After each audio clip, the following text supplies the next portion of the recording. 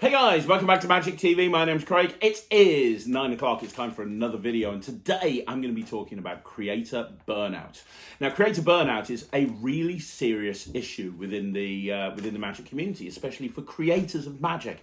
What is creator burnout? Well, basically, it's the whole concept of being a creator and then running out of ideas and getting stressed out and not being able to create anything. It happens in every industry. Comics that can't think of any more jokes to write, singers that can't think of any more songs to write, storytellers that can't think of any more stories, authors that can't think of how to make that book start or finish, and magicians that create.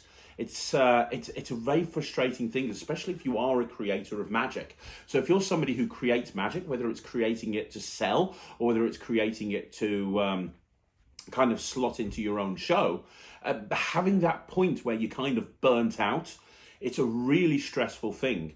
And I've experienced creator burnout a few different times. And one of the times is when I left the Magic community. So many, many years ago, when I left the Magic community, I was just completely burnt out. I couldn't create a single trick.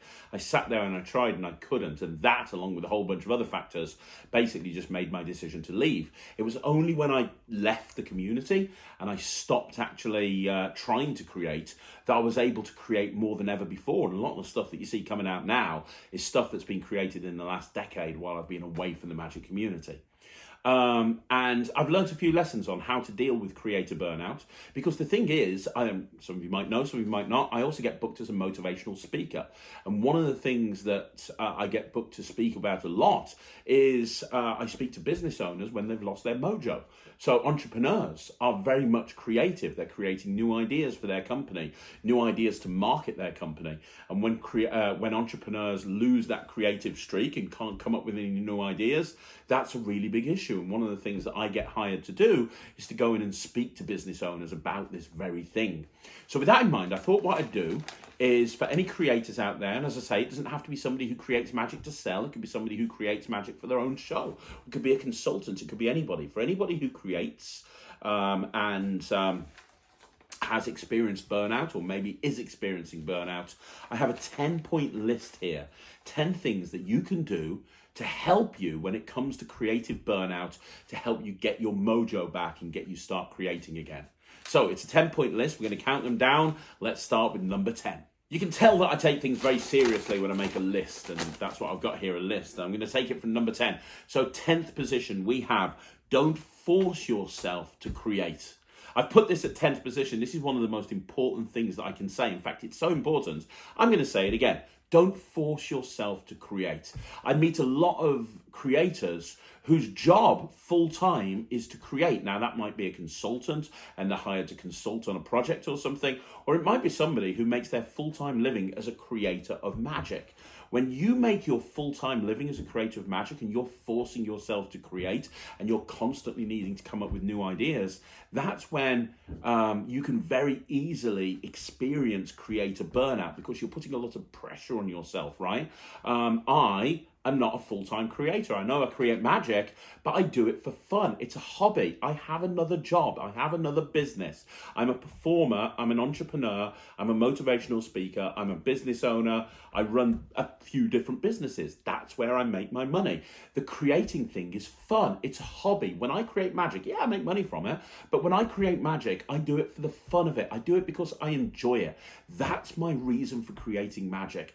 And I think that when I actually have that mindset of this is a hobby, this is fun, this is what I enjoy doing, that's when I'm better at creating. If I was in a situation where I was forcing myself to create, if I was in a situation where maybe my entire income was tied up in creating and I was sitting there and I was like, oh my gosh, I've got no more new ideas, what am I going to do? Well, that's going to ultimately lead to one of two things. It's either going to lead to stressing yourself out unnecessarily, or it's going to lead to you creating ideas that aren't very good.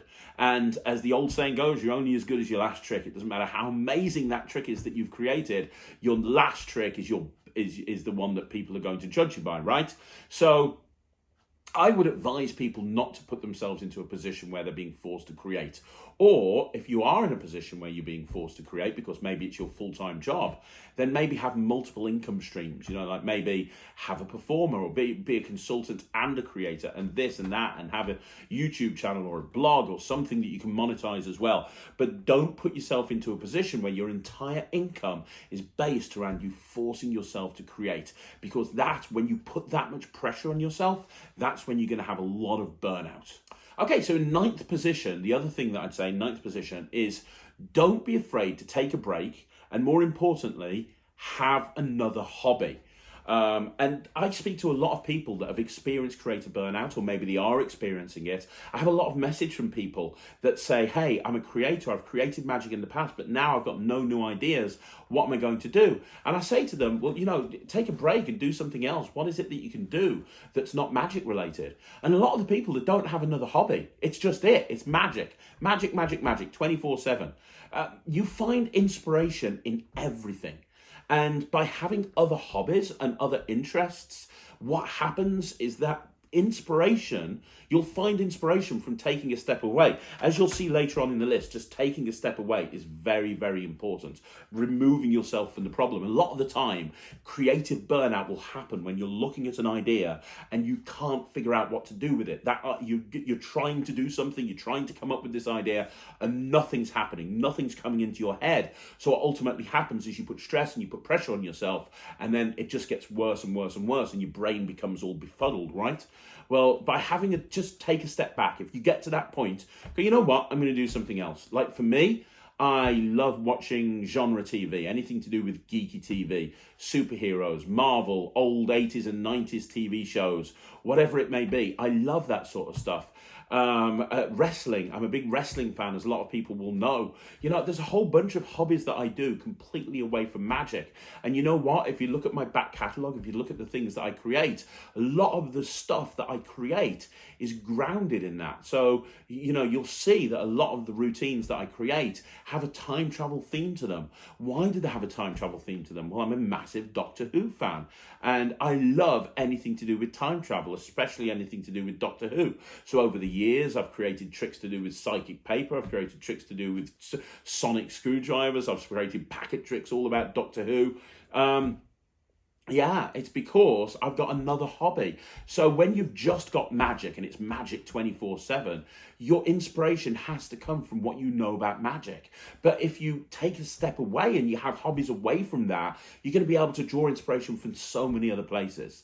So the ninth place, it's take a break, get a hobby, and just remove yourself from the creating of magic. Remove yourself from magic as a whole and just do something else for a bit. Take a step back and approach the problem a different way. In eighth place, I would say carry a notepad and have a creativity board. Now, I've talked about creativity boards before. It's where you write down all your ideas in various different stages of development. But you know what? Inspiration is, like I said before, inspiration can hit in the strangest of places. The other week, I was swimming with my kids, and when I was swimming, I just had an idea. And I had to hold it in my head because I didn't have a pad to write on. It was really frustrating. But you never know when you're going to get an idea. And if you don't write it down there and then, you'll forget the idea. The thing is, you want to keep track of all of these ideas. Have a notepad or have a notes page in your note that's pinned to the top, and constantly any new ideas that you've got, write into that notes page. Because what will happen then is when you do experience creative burnout, a lot of the time it's because you can't come up with new ideas. You're trying your best. The author can't think of any new words to write. The singer can't, or songwriter can't think of any more words to put into the song, whatever it may be. The magician can't think of any new tricks. If that happens, you can go into your notes page and you can look back at all of those ideas that you had for tricks and go, you know what? I'm going to work on this one. I'm going to take a complete step back. I'm going to work on this one. Now, when you write down these ideas, it doesn't have to be, you don't have to have a method. It could be something crazy. If you're sitting on the toilet and you have the idea of you'd like to do a trick where a toilet roll floats up in the air, unravels itself in midair, and origamis itself into, the name of a playing card or whatever it may be, If you think that's a really cool trick and you think that that's cool, write it down. Don't worry about method. Half of the battle is coming up with the ideas. And when you're running out of ideas, it's nice to have a plethora of ideas you can look back at. So get into the habit of writing down every single idea that you have, because then when you are experiencing creative burnout, you can go back and look at those ideas and you can just take things from a different direction. In seventh place, I'm going to say be happy. Now, I was interviewing recently Julio, oh my gosh, my brain is melting. Earlier on, I was interviewing, oh my gosh, Julio Monturo. Sorry, I just had a completely mental blank. Earlier on, I was interviewing Julio Monturo a couple of days ago, and I asked him the question about creativity because he's released a lot of magic. And one thing that Julio said, which was a really good point, is one of the most important things about magic and creating is be happy. Have a positive mindset. If you're in a good mood, if you're positive, if you're happy, creating won't be a problem. He told me about a time where he was experiencing some personal problems and he most definitely wasn't happy. And he went through a 3 or 4 month period where he couldn't create anything. He couldn't come up with a single trick. He was just unable to create anything, and it really stressed him out. And it was only when he became happier and he was able to sort those personal problems out that he was able to get his mojo back and start creating again. And it's true, a lot of the time, if you're stressed and you're anxious and you're nervous and you're worried and you're unhappy and you've got issues at home or issues at work, that is going to affect your creative process. That is going to affect, because you've got all this stuff running through your mind, you're not going to have any time to think about the stuff that you want to do and creating magic. So the way to do it is to have a positive mental attitude. Have a positive mental attitude. Be happy. If you're happy, you're going to find it so much easier to create magic. So have a positive mental attitude and have a great outlook on life. Okay, so in sixth position, I would say don't get emotionally attached to any trick, idea, or creation.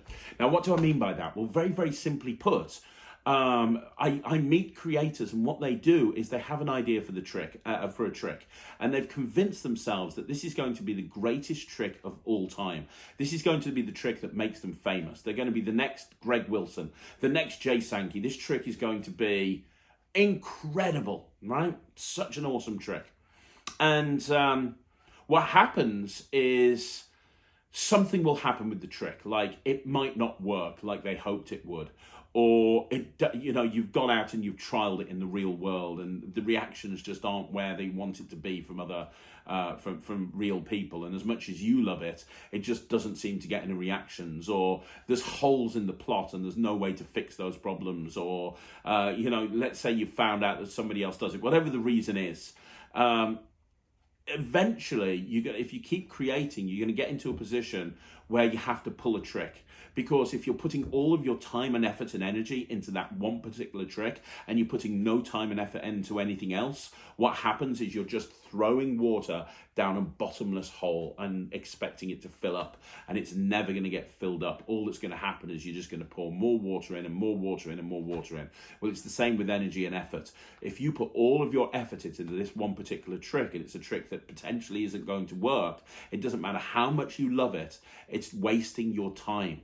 The key thing that I've always found when it comes to creativity and making sure that you don't get burnt out is by working on several things at the same time. Work on a few different things at once, because then you can take a step back. Like I said earlier on, if I'm working on a particular trick and I've hit the wall and I can't make it work like I want to, I can take a step back and I can start working on something else. And then when I go back to that trick in a day's time, a week's time, whenever it is, I'll suddenly look at it at a different light. And a lot of the time, the solution that I couldn't find will present itself. And that's just because you've taken a step back, right? But if you're emotionally attached to that one particular idea, and that's the idea that you want to bring to market, and it doesn't matter how hard you try and think of anything else, all that you want to focus on is that idea, if that idea ultimately never ends up working out, you've wasted a lot of time and effort that you could have put into other things. So don't get emotionally attached to any one trick. Remember, it's just a trick. It's not rocket science. There's always going to be somebody that comes along and does a better trick than the best trick that you can create ever. Okay, so next point is eliminate external sources that put pressure on you to create. So this is what happened to me back in the day. So this is what happened to me the first time I was creating. So when I was working with World Magic Shop and the Wizard Product Review, I was under an immense amount of pressure to create magic. Not from World Magic Shop, although there was an element there. It was mainly from people who had bought my previous tricks. Oh my God, Craig's amazing. This trick's great. Oh, what's Craig going to come up with next? Or whatever the case may be, right? And I got myself into a position where I was like, oh my God, people are expecting this of me. I have to create 2 or 3 tricks. And to be honest, that's where the whole red thing happened, because I was putting myself into a position where I felt I had to create to make people happy. And I was getting a lot of pressure put on myself. Never listen to external pressure. These days, I'm in no pressure at all to create. If you see me bring a trick to market, it's because I really believe in it. And if somebody came up to me, and it did happen, a company came up to me and said, we want you to create this, we're going to give you a week. I just turned around and I said, no, I don't work like that. I have an idea, I will go to you. If you want that idea, brilliant. If not, that's not a problem. But I'm not going to be creating on demand. I'm not going to be putting up something together in a week, because that's not how I work. That's not how I roll. And don't allow external sources to put pressure on you, because if you do get pressure put on you and you listen to that pressure, what's going to happen is it's going to cause you stress, it's going to cause you anxiety, you're going to be worried, you're going to be not in a good state, and that's going to make things 20 times worse. And you're now not going to be able to think of anything, because that one thing has caused you to kind of spiral a little bit. So the key point that I'm trying to make here is, if you've got a working arrangement with a company, don't allow them to put pressure on you to bring out your next trick. If you've got a big fan base, don't allow them to put pressure on you to bring out your next trick. Your next trick should come out when you're ready. Okay, so next up, we're going to talk about surrounding yourself with creative people. That's really important. Surround yourself with creative people. It's so much easier to create when you can bounce ideas off other people. Now, here's the caveat. It has to be people that you trust. I have in the past shown ideas to people, and then all of a sudden they've popped up as if they're their own ideas. I'm sure everybody's heard a story of something like this happening. You have to surround yourself with people that you can trust, people that you can show an idea to, and you can say, hey, here's an idea. I'd love to know what you think of it. And ideally people that are magicians as well, that can look at that idea and go, you know what, that's really good, but this. You don't want to surround yourself with yes men, where they just go, oh, that was amazing, you're the best creator in the world. You want to surround yourself with people that will be completely honest with you, that are knowledgeable, but also people that you can trust. And on that, also surround yourself with some really great lay people as well, that you can show tricks to, and you can get an honest opinion from them. Because to be honest, an honest opinion from a lay person is just as important as an honest opinion from a magician. A magician will give you notes that will be completely different to the notes that you get from a layperson, but will just be as important. So in my life, I have people like Nemid Phoenix. I have people like Lloyd Barnes. I have people like that I can show an idea to, and as soon as I show them the idea, they're going to run with it. They're going to know, they're going to know exactly what I'm talking about, and they can give me critique and they can give me feedback, and a lot of the time they can help me. Perfect example is somebody who you'll be seeing a lot more of in 2023, called Rich Relish. Now, Rich is an amazing mind reader, and I've been leaning on him very heavily with a particular project over the last week, because I took it as far as it could go. And I needed somebody to help with a particular skill set that I just didn't have. And I knew I didn't have that skill set. And that's part of the thing, to be honest, knowing that you've got a skill set, that knowing what you are capable of and what you're not capable of, and not trying to do something that you're not capable of. And this particular problem, I went to Rich and I said, look, this is what I want. This is where it is. This is what I've got. But I need somebody to do this. And he came back to me a couple of days later and went, yep, this is what you need. Surround yourself with positive people who will help you with your creative process. Okay, so the next point is to expand your horizons. What do I mean about expand your horizons? Well, what I mean basically is it's a little bit like when I was talking about getting a hobby earlier on. But what I mean is just have an eclectic range of interests that you can draw from in order to help with your creative process. Because a lot of the time, burnout will occur because you're just focused on magic and that's it. And so you're thinking about magical methods, you're thinking about all of this, but some of the best, Lloyd Barnes, for example, is incredible at Photoshop, is incredible at video editing.